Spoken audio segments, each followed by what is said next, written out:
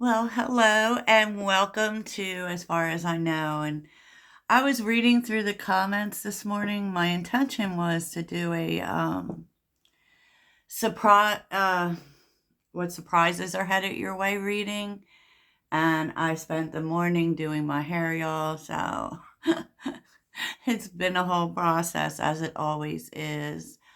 And, I thought, so that's why I'm not showing my face. Because I'm not at all ready to be on screen. But, I was reading through comments and I was really thinking. And by the way, I do read all the comments. And if this is your first time here, this is my little podcast project that I've added to my channel to give my personal experiences with things. And so hopefully, maybe something that I've experienced will also help you, and so we can grow together. And here's what I feel like I want to talk about today. And Mercury retrograde starts today. I think it actually starts later today, but it is going to bring up a lot of things that are really dealing with our self concept, and we may actually run into things when it comes to that. Like, I have this little Instagram group, which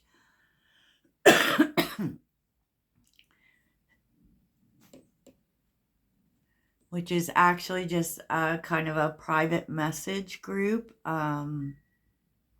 But just want to let you know that I do live chit chat on Instagram Thursday nights, and I am Saged Muse Tarot over there too.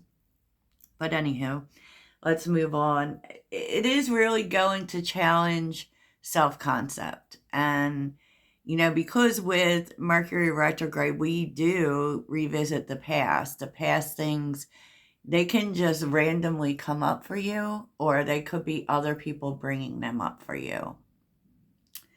And so, usually everyone gets all up in it about exes, and it's really not about exes.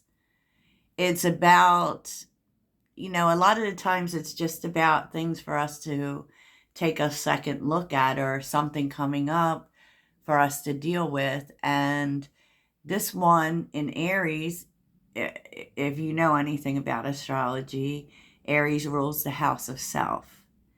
And so, I was saying in this group that the things that come up this month could actually have more to do with how you're viewing yourself. So, in other words, people from the past can show up in seeing you in a past version of yourself. This could be something about you that you're still, kind of navigating through.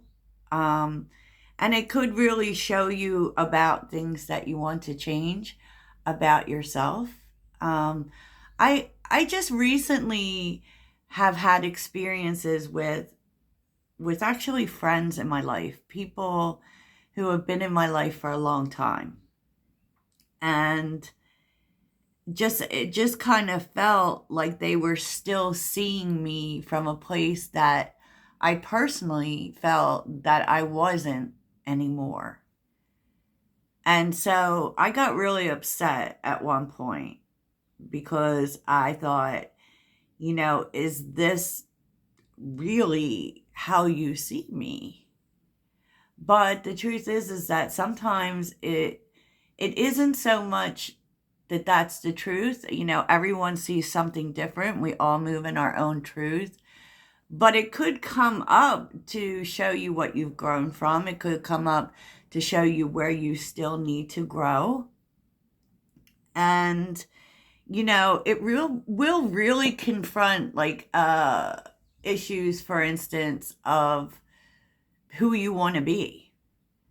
It's so funny because imposter syndrome is a very real thing. And this was like a big thing that I wanted to talk about, because I also at times will really suffer from it. where we think that maybe, we don't have enough skills, or we're not really good at what we're doing. And there can be like sometimes where I get like, I never feel imposter syndrome about the cards, right? Or even about my intuition.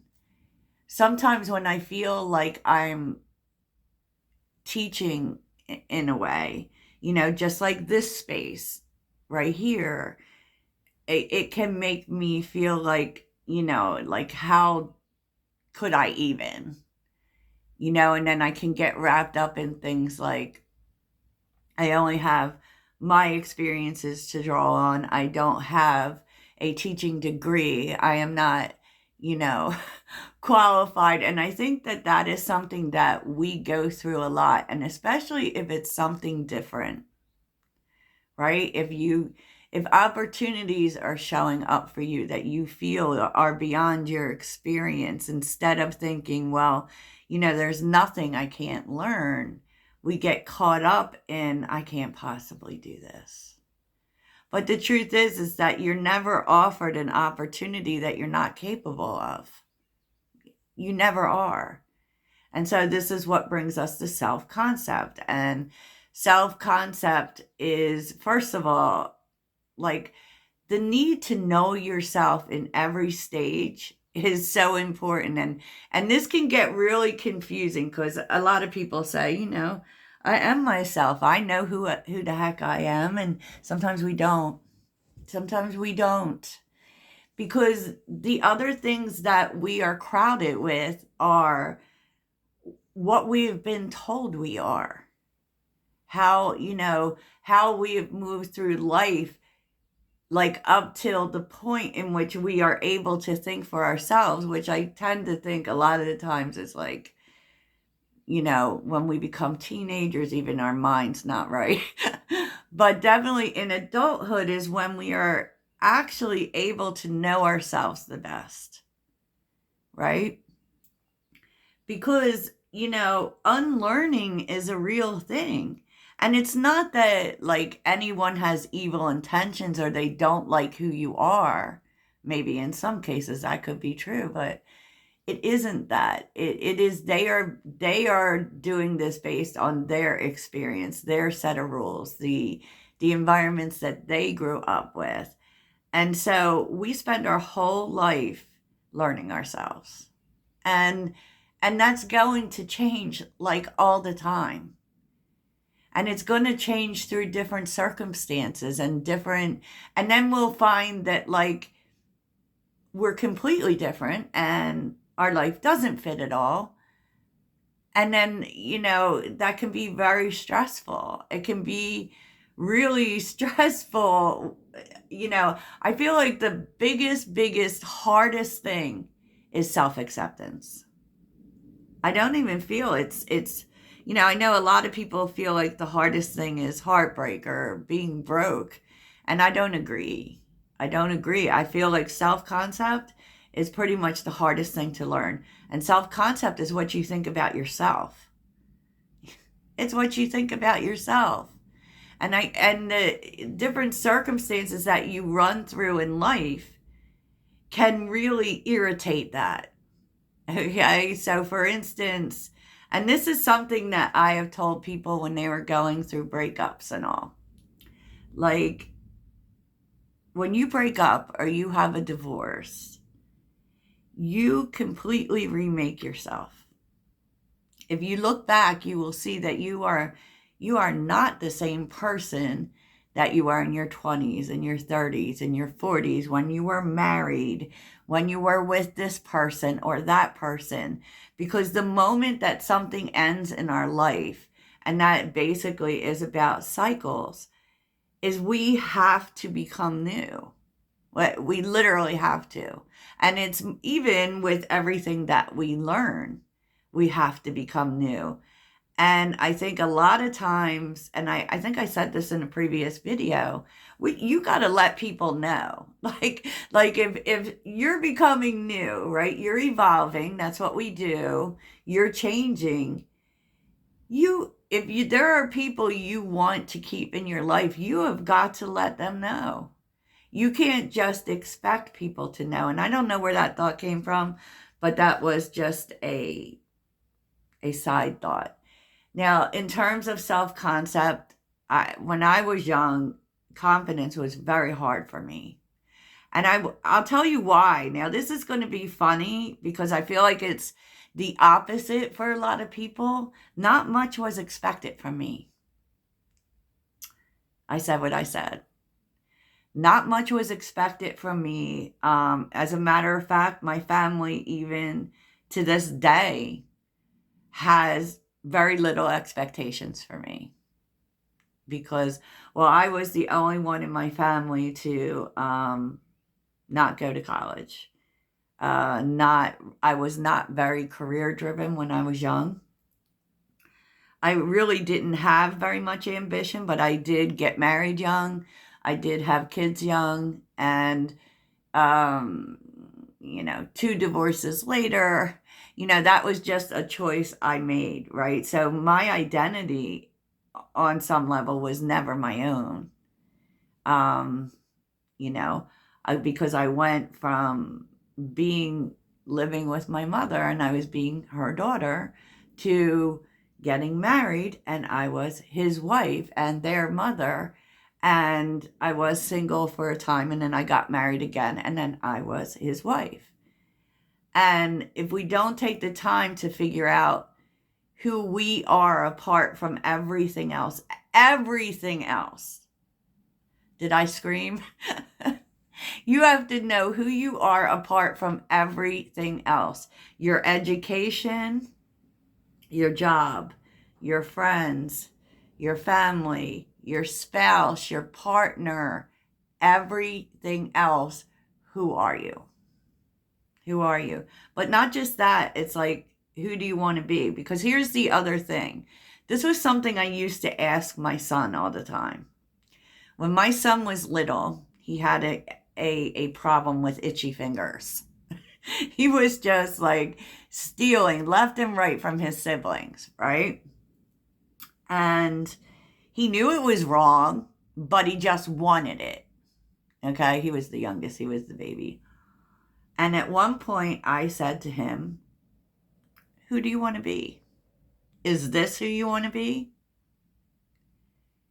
Who do you really want to be? And he couldn't answer that question because, of course, he was a child, right? But we have to ask ourselves that question as well. And the truth is like, because we're always evolving, you literally can choose who you want to be. Now, one thing that really you have to stop doing is deprecating talk. I said what I said. Specifically self-deprecating talk. Like, do not point out your flaws. Do not say you can't. Do not say, don't chase positive thoughts with negative thoughts. Like, for instance, oh, I really like how I look today, but I really could lose 10 pounds. Like, do not chase it up. Do not chase it up. You have to stop talking to yourself in a negative way. Stop believing negative things about yourself or that you can't do things. You literally can do whatever you want. I know no one believes that. You really can. You can be whoever you want to be. And a very useful practice is to sit down and say, who is it? Who do I want to be? Right? Write a whole story about who you want to be, what the qualities of that person would be. What would that person do? And start doing those things.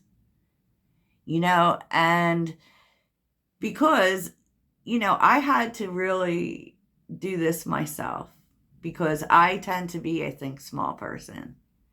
I'm very grateful for every little thing that happens. And I'm very, so grateful for every little thing. I think sometimes I don't reach for big things. And, because I want to play it safe. But playing it safe gets you nowhere. It just keeps you where you are, basically. Talk yourself up, be your own hype person.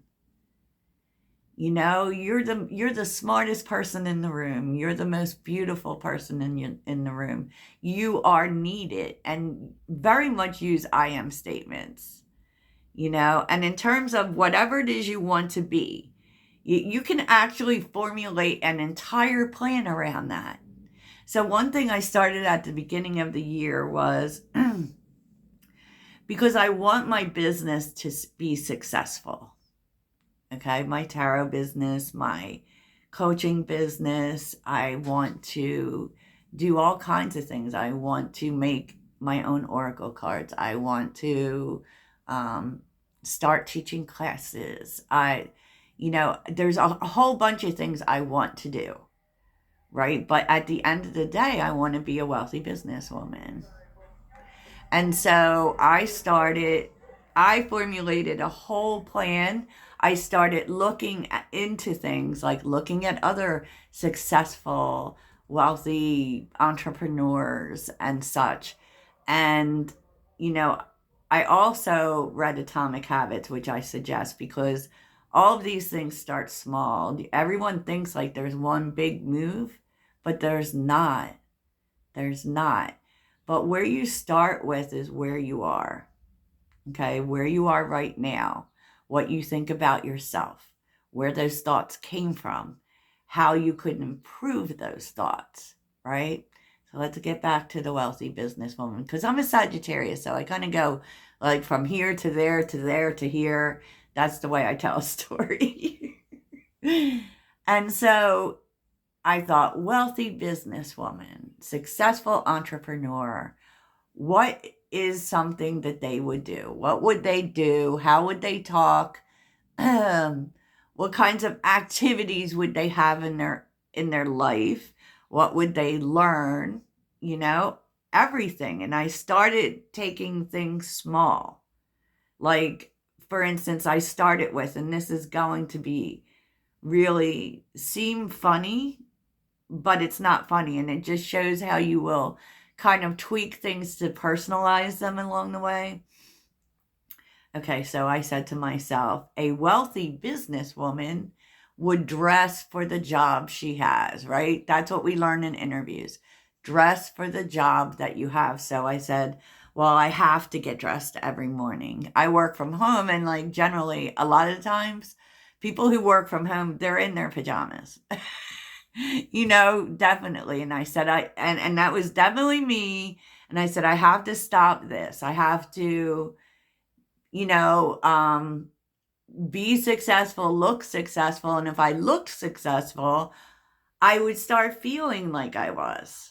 And it is amazing what that can do for you. But so I started getting dressed every day. I know you guys don't see me because I just show hands, but I get dressed. I get fully dressed as if I'm going to a job or spending a day at the office. Maybe not office attire, because what I also realized is that as we're doing these things, we have to really step into our authenticity, like our own expression.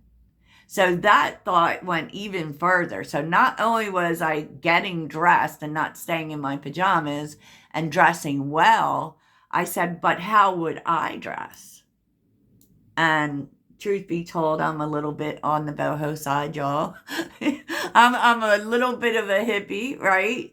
And so I started just kind of creating my own brand for how I wanted to look, how I felt if me as a successful person, like I want to dress like someone who is successful, but in my own style, if that makes sense. And so my own style is just about as weird as you can be, right? Because I'm kind of bohemian, kind of modern. I'm like a goth boho because I have red goth hair and I wear a lot of black. So, but the point wasn't what I was wearing per se, more than looking put together and actually, taking the action to get dressed, and that's just a small thing that you can do. You start doing things for the person that you want to be, right? That you want to be, but no one else is going to give you these things. That's what you need to understand. Don't make yourself into other things to please other people. You have to start thinking about what would please you. What would please you? And as far as thinking big, this is where the hype talk comes in. If you're wanting something bigger than what you have, what are the steps necessary? Or doing things you feel uncomfortable with, you have to let yourself be uncomfortable. And that's where these little small movements, like doing something new every week, and it can be so small, it's ridiculous. Like, one thing I'm planning on starting has to do with traveling. I'm going to start traveling by myself, and I'm going to start just going. Like, literally, just going. Booking a flight or getting on a train or a bus and just going. And you have to step out of what you're comfortable with.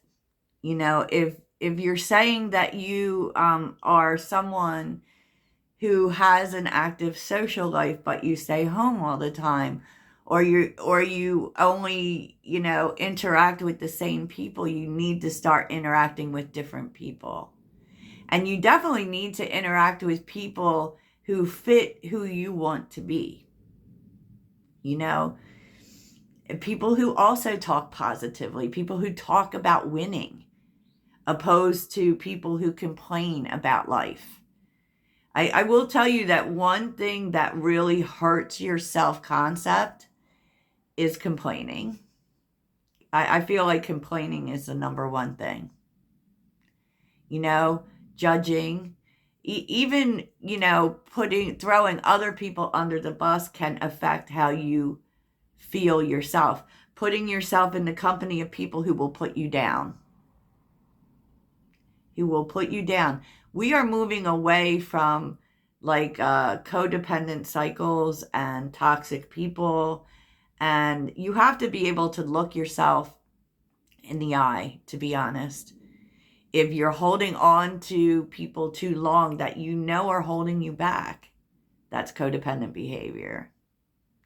If you're holding on to people that are bad for you, that's codependent behavior.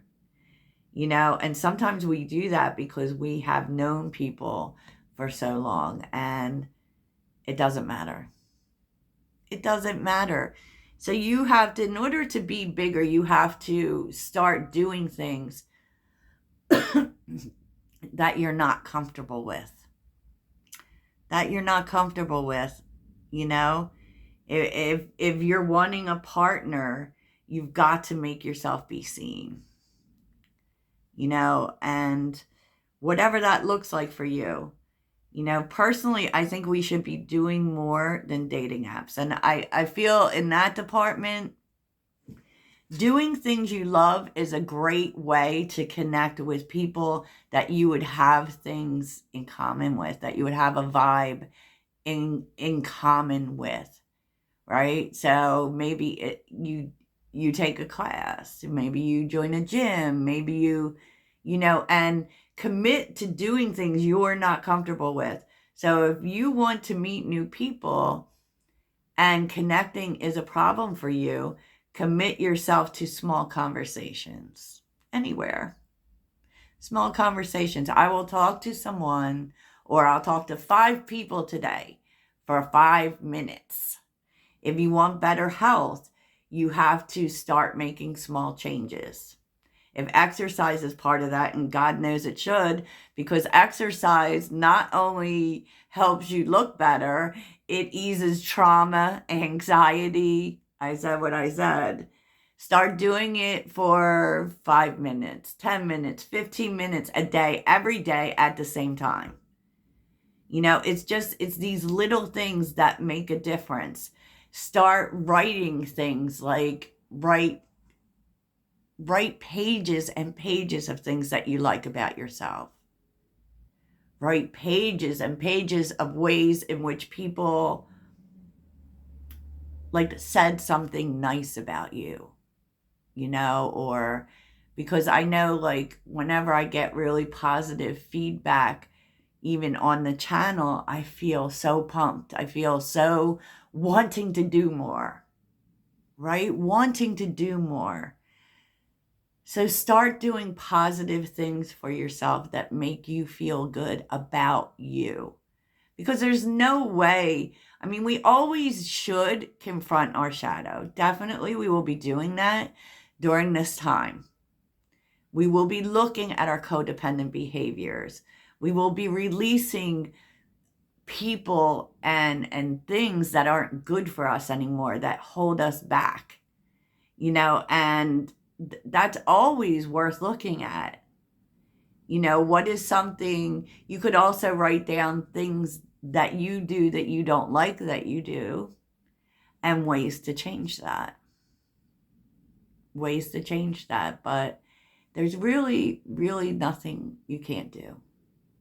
Nothing. You have to start speaking life to yourself. And I believe that good things happen to you when you are focusing on things that come from the heart, when you are focusing on what you love, period. You will find things just flow to you. And I'm not talking about manifesting rituals or anything like that. But you're more likely to spend more time on things that you love. So wherever you're wanting the change in your life, whoever you're wanting to be, if you want to be someone who is more confident, you have to speak that to yourself. No one else can give you confidence. And this really happens through repetitive actions. Speak affirmations to yourself in the mirror every morning.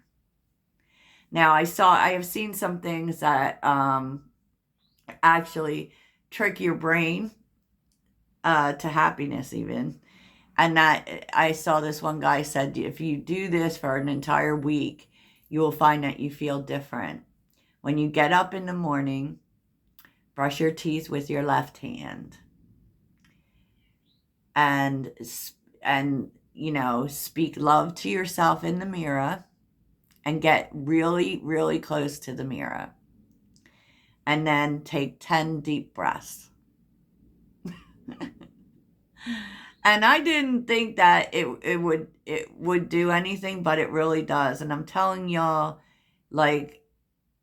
movement, nothing works like movement does. It really doesn't. And so, the whole think big thing may seem impossible at first, because, these things start to work over time.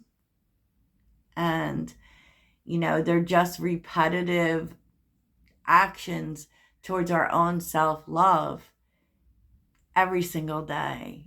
And, we talk about self-love a lot. And self-love is a lot of things. Buying yourself something is self-love. Eating that cupcake because it tastes good is self-love. Even spending time with people who treat you well is an act of self-love. There's so many things that are self-love. It is crazy. But at the end of the day, you have to really work on your self-concept every day. And you have to move out of these thought patterns that were created for you. You did not create them. Other people did.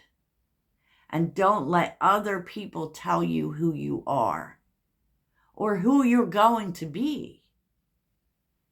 And if you want to be something different, and we all have desires, right? We all have things that we want. You have to start to examine and step into what that is and start doing it yourself. Start doing it yourself. That's what vision boards are all about. I said what I said. Okay, y'all, that's all I have for you. Toodles.